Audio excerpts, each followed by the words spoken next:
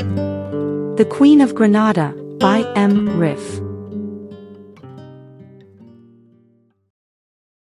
Chapter 191, The Queen. Clara gazed at the Alhambra in the distance and remarked, "It's hard to believe that this castle has been standing there for over 500 years. They were approaching a roundabout, as Vito glanced at Rita in the rear-view mirror with a questioning expression. Rita signaled him to turn left. As he turned the wheel, Vito replied, "The Alhambra will likely stand for another 500 years, long after we're gone." Bentley navigated through a maze of narrow alleys, leaving Vito disoriented. Rita tilted her head and glanced at the sky. Clara, with a smile, asked, "Are you trying to navigate the car by reading the stars in broad daylight?"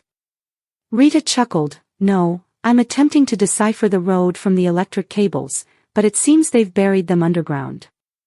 Authorities were still busy burying the cables, which explained why traffic was diverted away from the city center. Frustrated with the GPS, which repeatedly led him the wrong way, Vito turned it off. He kept a watchful eye on pedestrians and asked Rita, "Do you recognize anything in the surroundings, or are we completely lost?" Rita pointed at a small door on the left and said, "No, we're on the right track. That's the door to the small chapel." Suddenly, Vito slammed the brakes as a black cat darted across the street. Clara jolted in her seat, looking at the cat in surprise. "It looks just like Espanto," she exclaimed. Rita nodded and added, "It must be one of Espanto's descendants." Vito wiped sweat from his forehead, took a deep breath to calm his nerves, and continued driving. He'd hit Espanto with his car a few days ago, leading to recurring nightmares.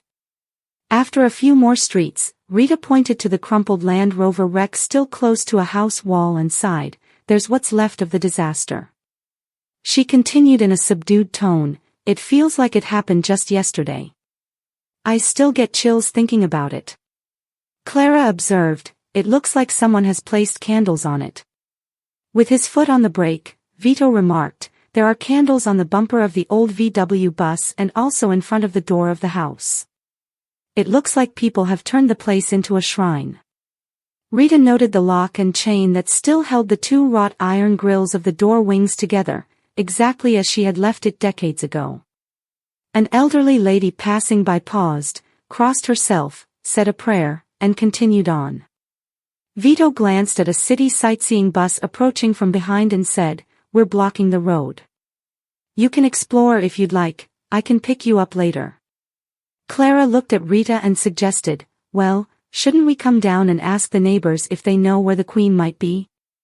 Rita shook her head dismissively, "I don't think the neighbors can help. Just keep driving."